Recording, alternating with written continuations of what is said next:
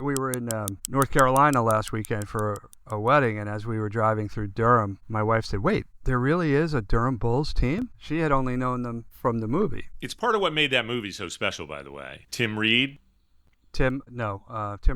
Tim Robbins. You're thinking of Venus Flytrap. Yeah. From WKRP in Cincinnati. It was played by Tim Reed. Boom. Tim Robbins. And listen, Tim Robbins was the star of my favorite movie of all time, in *𝘕₵ Redemption, so I should not have forgotten that name. No, But he played Nuke LaLoosh. And by the way, Bull Durham is my second favorite overall sports movie, my first of the comedic genre. Uh-huh. What is your favorite? Hoosiers. Okay. Tim Robbins is in one of my favorite all-time movies.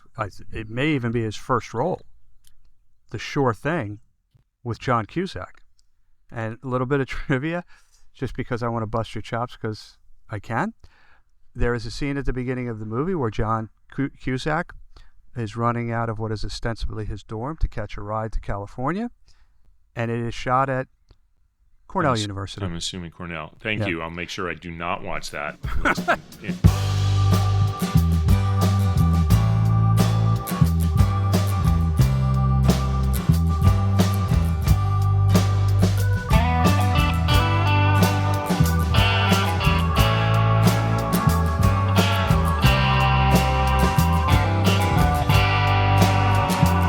Welcome to Wait, What? Sports Biz Chat with DP and McGhee, the podcast that takes an often irreverent, sometimes cynical, and on occasion a serious look at the business of sports. I'm your co-host, 𝘚𝘱𝘵𝘳𝘴.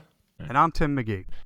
Well, we're recording on a Wednesday this week, so today marks the start of the Stanley Cup Finals, a rematch of last year's Stanley Cup between the Edmonton Oilers and Florida Panthers. That seems like a potential viewership nightmare, at least in the U.S., but fun fact, it has been 32 years since a Canadian team has won the Cup, which I find amazing. And Edmonton, with their superstar captain Connor McDavid, are actually favored, so we will have to see. Of course, the NBA Finals, featuring the Pacers and OKC Thunder, opens tomorrow, and the French Open is winding down. We have baseball College World Series and softball World Series, so still a lot of stuff going on, of course. But you're up first today, Tim, so what's on your mind?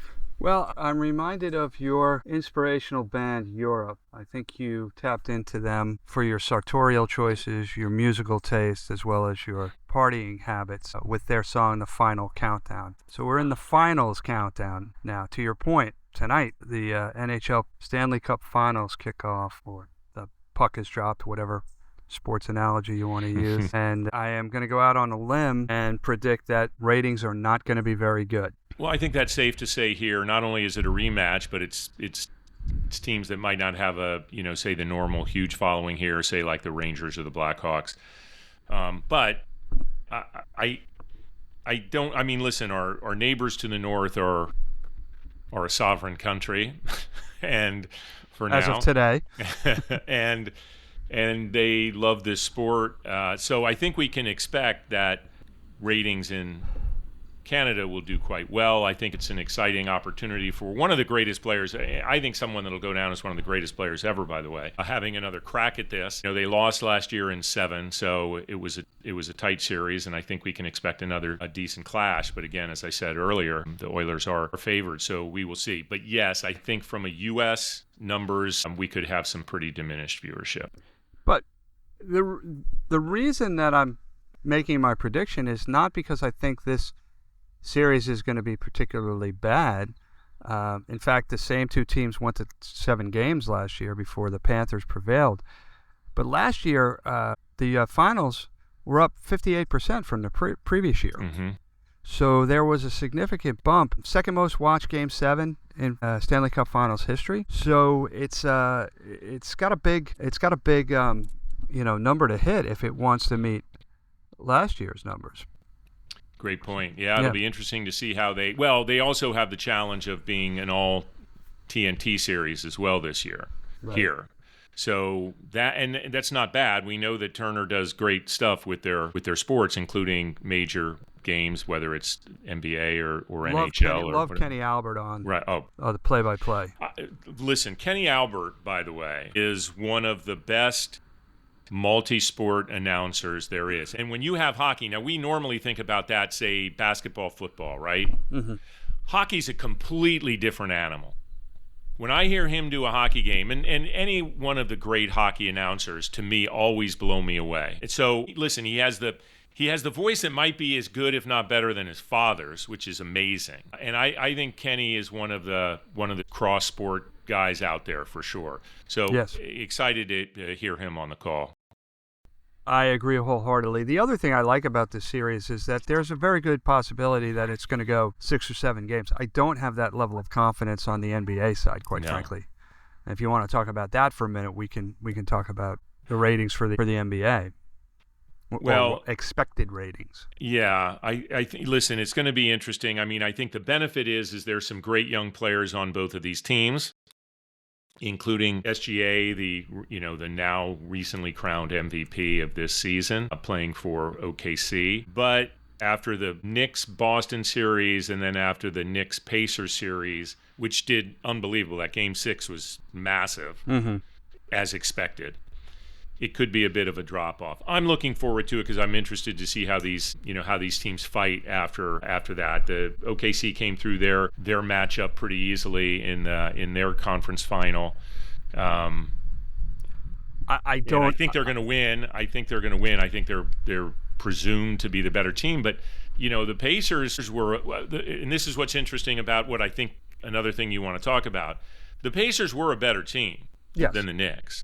Right. Oh, I agree. I don't think the Knicks choked, other than Game 1, where they gave up that big lead at the end.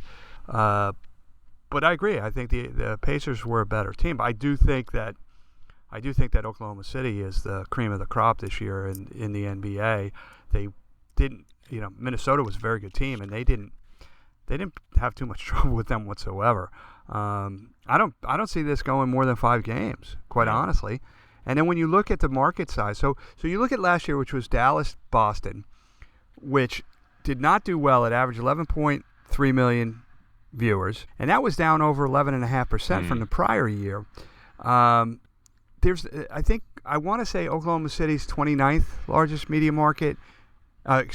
Indianapolis is the 29th media market.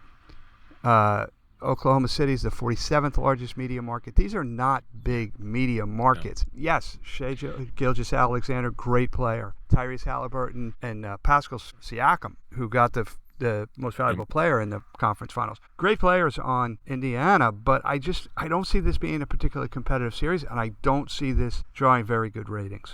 I will say this. I don't think this is clearly not going to be driven by the markets that you just referenced and how small they are in comparison to other larger markets in the NBA. What I think the NBA will try to bank on is this new, young, fresh star power. The series could do quite well, speaking of our friends north of the border in Canada, because SGA is Canadian. So I think they have a lot of things to be excited about up in Canada, with 𝘕 playing in the finals and coming off of the MVP, as well as the Oilers playing in the Stanley Cup Finals. So it'll be interesting to see what the NBA does in Canada from a total viewership standpoint.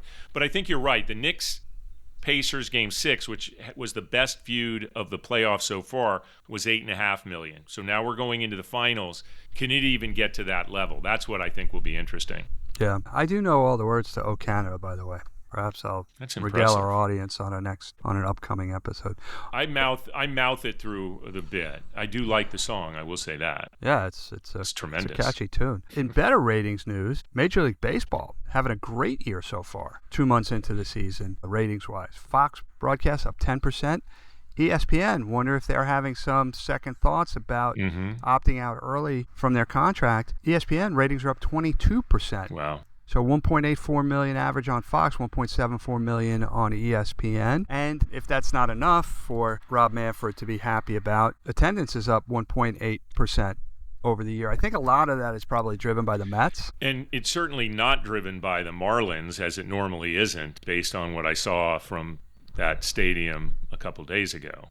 They haven't drawn in years. I did some work with them a few years ago, and I said, who's the sponsor of Empty Seat Night, where people get in free if they dress like an empty seat? Because that must cost the sponsor a lot of money. Just ridiculous how empty that stadium is. It's a nice ballpark. Yeah, listen, it's an unbelievable year for baseball in New York, but well as a lot of other cities. Obviously, the Dodgers are going to do what the Dodgers do. Chicago, the Cubs are back playing pretty good baseball, and I think have a good shot at winning that division. They'll get a chase, of course, by the Cardinals, if not completely fold and have the Cardinals overtake them. But New York, and interestingly, they're packing them in, doing well in the standings, not getting that much production out of Juan Soto, who they just... No, listen, I'm not one of those. Did I wish that he had re-signed with the Yankees at the time? Yes, I do. Am I glad they didn't re-sign him at this point? No, not particularly, because he's a great player and he will come around. Everything reverts to the mean, and he is a phenomenal ball player. He's not going to make the All-Star team this year, but that's based on a half season's performance. I don't have any doubt that when everything is said and done, he'll put up some pretty good numbers over the course of the season. But there's some great young players out there, particularly like 𝘚𝘱𝘰𝘳𝘴 pitching for the Tigers. I think his final pitch was like 100 miles an hour or something in a complete game win a couple of weeks ago. Nobody pitches complete games anymore. Paul Skeens, at least 2 months into the season, doesn't seem to be a flash in the pan. He's got an ERA just over 2 runs a game. He's pitching really well. You got your boy out in Chicago, Peter Crow Armstrong, having a great season. He's going to make the All-Star team, and Shohei Ohtani is going to be pitching in not too long. Right. Yeah, no, I think that, listen, the Manfred years have had a lot of great successes, and I think they're on the verge of, with the new television situation, and we've talked about it on the show before, I believe the quality that they're getting out of their Friday night games with Apple suggests that they could be a factor moving forward in a broader sense. So I think a lot of things have happened, and I'll add on to this while we're on the discussion of Major League Baseball. One of the things I wanted to talk about was the investment earlier this week in the Athletes United Softball League, which I think just shows that they are not sitting still. They have an understanding that things that they need to not rely just on the old story, which baseball always did, which is, hey, it's America's pastime, and we have all these traditions and this and that it is about stars. It is about media distribution to an extent. It's about exciting content, and it's about doing things that are on people's mind and people are caring about. And I think supporting women's athletics has been something that has been a movement, with Athletes United in general being one of the driving forces of that. And this a significant investment in to this new softball league, I think is exciting, certainly reminiscent of when the WNBA was launched some time ago. The appointment of Kim Ng as the first commissioner, the former GM of the Florida Marlins, the aforementioned Florida Marlins, all very, very exciting. So I'm curious to see how all this, and then that is on top of what I think is getting as much attention as the College World Series, the men's baseball College World Series, and that's the softball competition going on, which is now about to go into the finals this weekend with Texas against Texas Tech. A pretty regional fight, but some of these players are becoming actual stars. I've been to both the men's College World Series and the women's, and they're both great events. Oklahoma City, great host city for the women's side. And I think, your point is very well taken about MLB's investment. First of all, it works from they're going to make money off it, I would think. But also they're expanding their fan base too, to expose softball fans to a sport that they may not particularly have cared for in the past. I don't know the crossover between softball and baseball fans, but I would imagine there's a fair number of softball fans who are not MLB fans who may tune into a game now because of the support that the league has given Athletes United. Yeah, my guess is there is a bit of a crossover. I mean, listen, the games still involve a bat and pitching a ball and hitting it in the bases in a similar fashion. So I'm guessing there is a similarity, and those women that are playing the game have probably grown up liking the game. But you're absolutely right. There's enough of a core there, at least the fans that are following because of family or whatever, to now have this opportunity to cross over. But I think the promotional heft that MLB will bring to this upstart league, now that it has this organization and money and attention behind it, I think is quite significant, and I'm excited. And I do have to say, I don't know if you've seen any of the highlights of Texas Tech's win against Oklahoma. I mean, but that was like thrilling stuff. 𝘚𝘱𝘰𝘳𝘵 Kennedy, who pitched every out. I mean, she's a massive superstar. It's been reported that she had this big NIL deal, but she's a I mean, you got to hear her in interviews. I mean, she just knows how to do what she needs to do to promote the game. And so I'm a bit excited to tune in to see a little bit of that competition between the Red Raiders and the Longhorns. Yeah, it should be great ball. The other thing I would say is keep in mind that Major League Baseball took control of minor league teams, contracted it a few years ago, and then they also have a strategic partnership with Little League Baseball. So they get, in baseball world at least, they get kids, parents, fans, players from cradle to grave. So another smart move from that perspective as well. I was going to say this a little later, but you just brought up minor league baseball. I have to ask you if you've been following this story with John Oliver and the minor league team rebrand. No, but please share it with me and our audience. It's first, I mean, listen, from a comedic television personality, I think Oliver has been pretty unique, and he has the benefit of being on cable, so he can say whatever the heck he wants, even though he spends most of his time ripping into his parent company, HBO, which of course is owned by larger parents. But he decided, or the show decided, to pick a minor league team, and he got 47 submissions to rebrand the team. And the team, if they were selected, had no say in how it was going to be. They ultimately picked the Erie Seawolves, and the primary reason that he said they were selected is because they're on a lake, Erie, Pennsylvania, but they're called the Seawolves, and he thought that was a little incongruous. So that was a primary reason. And I just can't wait to see what they do with it. But they got some tremendous submissions, and he went through some of the stuff. They showed the mascots of some of these teams. The funny thing is about it, while who knows what they're going to do? I mean, who really knows what they're going to do? What this did, I think, for minor league baseball was to expose their quirkiness. Some of the stuff that makes minor league baseball so special as a real part of the fabric of Americana. So I think overall it was a positive. But, to your point about MLB having a piece of, what their role and involvement is with minor league baseball across the country, it just shows a willingness to be a little more creative, because that could have gotten shut down, right? Mm-hmm. That could have gotten shut down, and it didn't. No, I can't wait. I'm here for it. And one of the things I think Major League Baseball should be doing, if they're not, is a lot of the rules changes in Major League Baseball start at the minor league level. The pitch clock, for example. Mm-hmm. Certain things, for example, banning smokeless tobacco, started on the minor league level. So these kids came in, they didn't have an opportunity or the ability to put dip or chewing tobacco in their cheek, so they didn't develop that habit.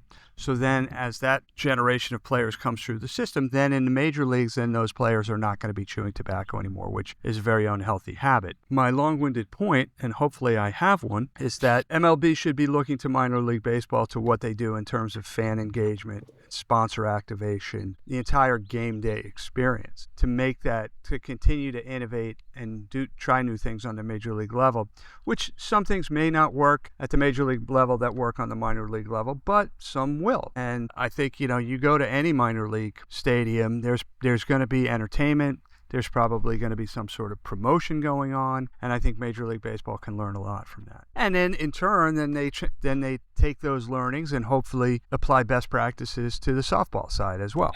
So mm-hmm. it all comes full circle. Right. You look at my favorite team is, or team name, not favorite team, is the Hartford Yard Goats. The list is so long, Tim. Right. I mean, it's just tremendous. And I want to call it the Altoona Curve. I don't know if that's I don't know what that has to do. There's so many weird names. We were in North Carolina last weekend for a wedding, and as we were driving through Durham, my wife said, "Wait, there really is a Durham Bulls team?" She had only known them from the movie. It's part of what made that movie so special, by the way. Tim Robbins. Tim Robbins. You're thinking of Venus Flytrap. Yeah. From WKRP in Cincinnati. It was played by Tim Reed. Boom. Tim Robbins. And listen, Tim Robbins was the star of my favorite movie of all time, in *Shawshank Redemption*, so I should not have forgotten that name. No, but he played Nuke LaLoosh. And by the way, Bull Durham is my second favorite overall sports movie, my first of the comedic genre. Uh-huh. What is your favorite? Hoosiers. Okay. Tim Robbins is one of my favorite all-time movies. It may even be his first role. The Sure Thing with John Cusack. And a little bit of trivia, just because I want to bust your chops because I can. There is a scene at the beginning of the movie where John Cusack is running out of what is ostensibly his dorm to catch a ride to California. And it is shot at Cornell University. I'm assuming Cornell. Thank Yeah. you. I'll make sure I do not watch that list and just continue to follow. Have you seen the movie? I haven't, but he was in another movie not long after that, I think, that I actually liked, and I'm forgetting the name, but we don't want to make this about his memory character right now. name in The Sure Thing is Gary Cooper, but not the movie star. That's his line when he introduces himself. He was also in Jacob's Ladder, another great. Yeah. Bob Roberts, probably one of the best, right? But Shawshank Redemption for sure. Listen, no quick hit college scene of someone like in a dorm room doing something is ever going, in my view, to match Chris Farley at Marquette University at the opening of Tommy Boy. It's not going to happen. All right. No, I will give you that. I will give you that. I'm trying to think of other Tim Robbins movies where. Well, what I was going to say is that he wasn't exactly. They didn't try to make him look like he was a great pitcher. That another thing I loved about the movie. Obviously, Kevin Costner is a good athlete, so he was able to make it work. Cal State Fullerton, I think. He's played athletes in multiple right, but I think movies. He played college baseball at Cal State Fullerton, if I'm not mistaken.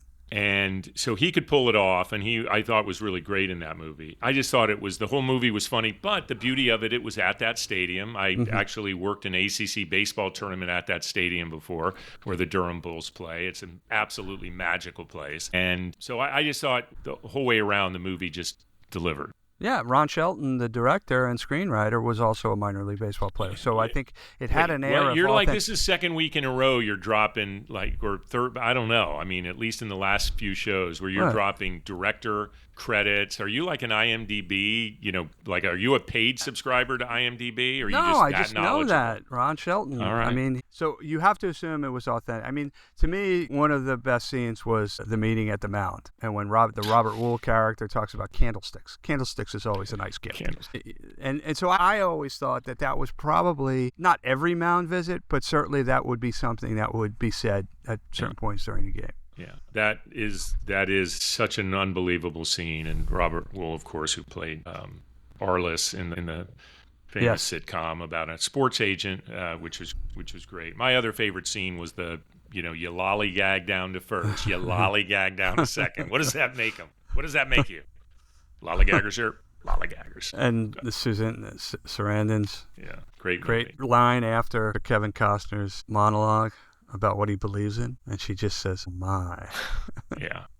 All right. Would this be Annie Savoy was pretty sexy. Yeah. Would this be a digression? Maybe? No.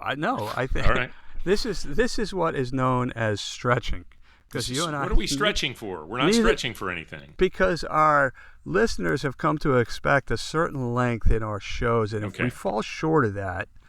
I think we do them a disservice. That reminded me of the time that John Brody, we were closing out the interview with John Brody, and we're like, really appreciate the insights. Thanks for coming on. That was super instructive for our listeners, and thanks, John. And he goes, "That's it?"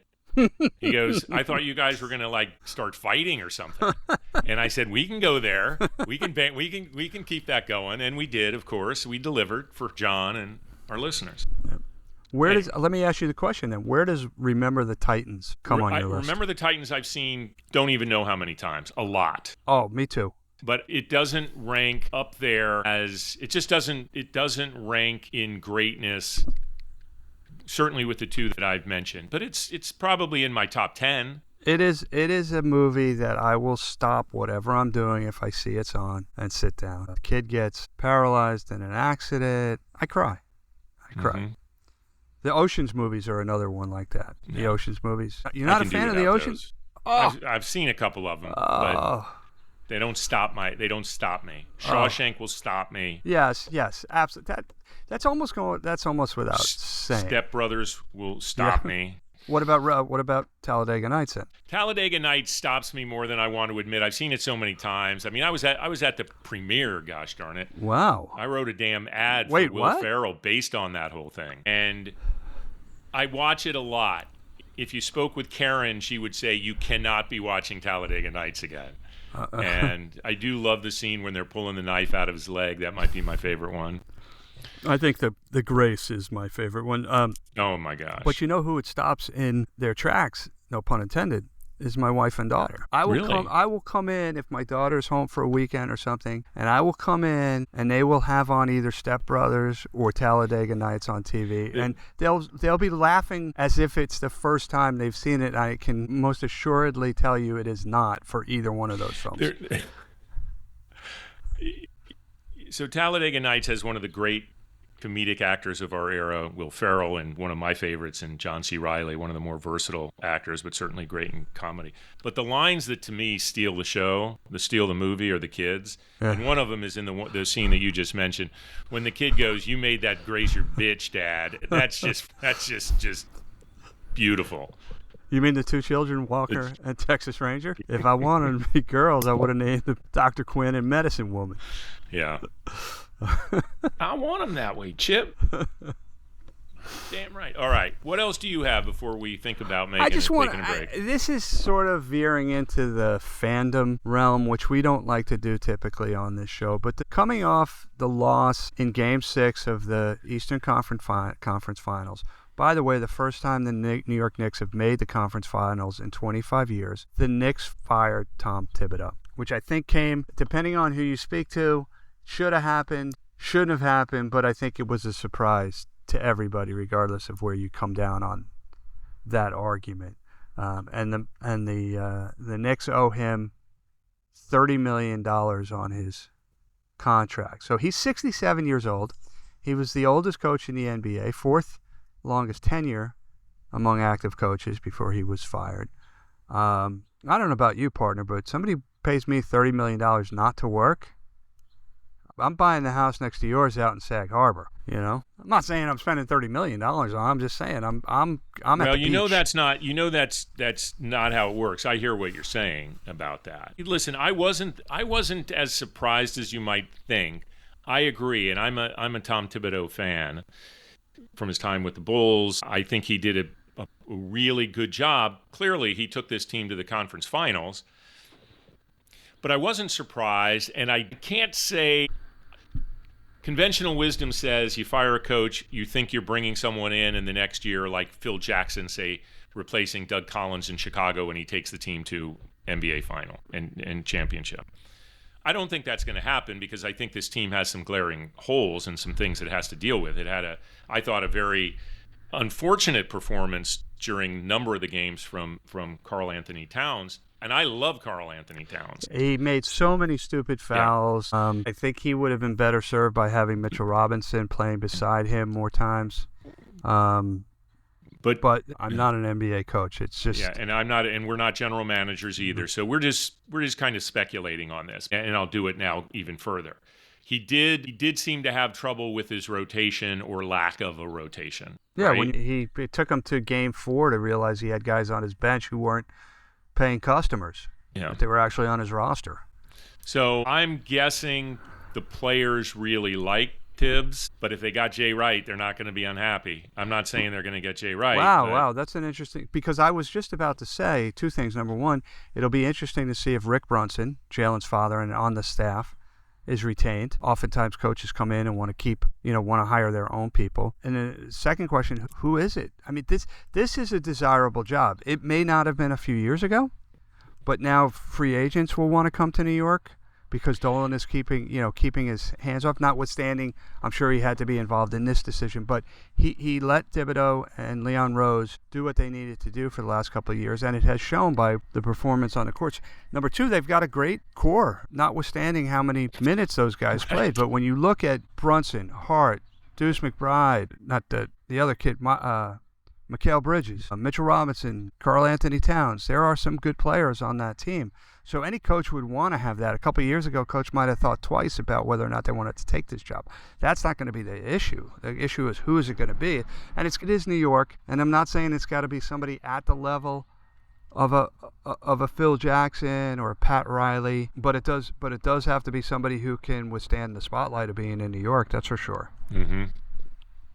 Yeah, it's going to be an interesting one. I totally agree with you in terms of the desirability of that particular job. It is New York. You saw how the city rallied around this team, even more so than normal. The Knicks have great support all the time, but this team, not just because of the celebrity turnout, which was immense, but just the city really getting behind that team. And it was a team led by Jalen Brunson, very clearly led by Jalen Brunson, that they can build around. And even if you know that you're in the spotlight, know that you're constantly on the hot seat, which you would be.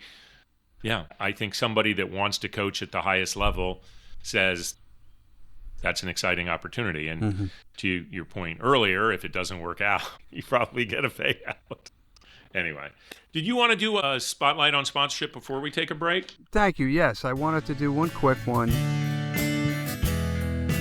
How do we feel about these sponsorship deals? I neglected to mention it last week. At the Indianapolis 500 over Memorial Day weekend, Oscar Mayer did what I thought was a great stunt, and I don't use that term disparagingly. I don't know what other word to use. They had 6 Weiner Mobiles representing 6 different regional hot dog types. So they had the New York style, the Chicago style, and so forth, race around the track at Indianapolis as part of an ongoing campaign that they have. And I just thought that was a great sort of incorporation of the brand into an iconic event in a natural, authentic way. They didn't go out and create the mobiles just for this race. And Memorial Day weekend being the unofficial start of summer, I thought it was just great timing as well. So I wanted to give kudos to the makers of Oscar Mayer and their agency partners on what I thought was a great activation. Yeah, sometimes these things that work very well, which I agree this did, end up being reasonably simple ideas in concept. And it reminds me of the thing I brought up, spotlight on sponsorship recently, which was the Lego tie-in with the Miami Grand Prix in Formula One, where the Lego cars were on the track. So it was similar. The Weiner Mobile is, I think, one of the great branded icons in the history of American consumerism. The Wiener whistle was another piece of that iconography that has been showcased. Even the selection process for being hired to work on the Weiner Mobile has turned into a cultural event as part of the zeitgeist. Right. And you tie that to 350,000 people on site, the truly greatest spectacle in racing, and something that really has owned that day, the unofficial kickoff of summer. Also reminds me of when we talked to Jeff Gooding about their Aces baseball sponsorship. Timing of these things is important. So it did all fit. It put Oscar Mayer, the brand, very front and center in a very fun, memorable way that was very sociably shareable. A very shareable moment, obviously. Right. And that type of engagement is vital in sports right now. So it clicked all the boxes. Yep, and maybe we should ask Jonathan Gibson of Penske, who was a past guest, whether or not Oscar Mayer hot dogs are sold at the Indianapolis Motor Speedway.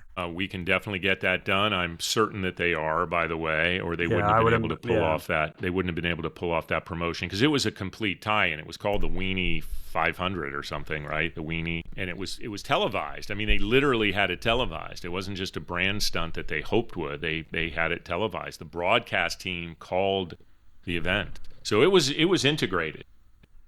So I'm looking it up now, and there's actually the Indianapolis Recorder newspaper had a whole story on what you can buy at the Indianapolis Motor Speedway. Our friends at Aramark are the concessionaire. It doesn't say that they are Oscar Mayer branded. We will check that. But like any good journalist, we will get to the bottom of this. And like good journalists, we own up to our mistakes, and I think that I will do this now while we're talking about Indianapolis.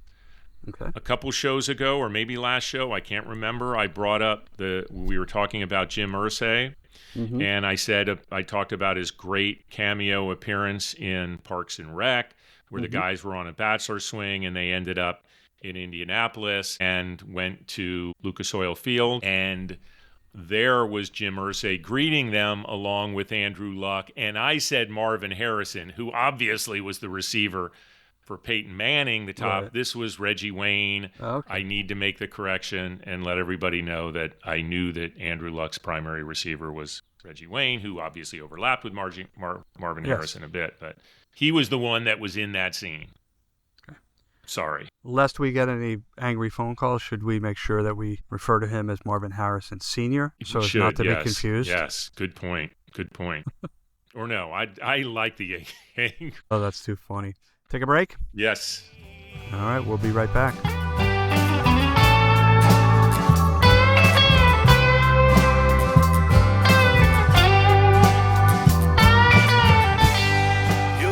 we are back, and this is the point in the show where we take a look forward. David, what are you looking forward to in the coming weeks? Well, obviously, we have a lot of things to watch, from the NHL Stanley Cup Finals to the NBA Finals, so a lot of good things on that front. French Open is going to be finishing up this weekend. We have the College World Series, and the softball finals will take place this weekend as well. So a lot of stuff going on from a viewership standpoint that I'm excited about. And I should mention that the Tony Awards are Sunday as well. And since we are, a show that will cover our Broadway interest, I guess, as well. And I just happened to see a show this past weekend, Maybe Happy Ending, which I would encourage anybody to see, starring Darren Criss, who was kind of made the scene as a cast member on Glee. I casually met him yesterday too, but that's neither. And here you nor called there. me a name drop. It's neither here nor there. Well, he's not a listener of the show. You always drop names of people that are potentially show listeners, which is way smarter, by the way. We hope they are. Yeah.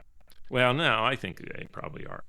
Anyway, one story that I'm actually very excited about this, and I really wasn't when I first read it, and that's the Chicago Fire new stadium, the MLS team based in Chicago. I love the message coming out of 𝘚𝘱𝘳𝘴, the owner and chair of that organization.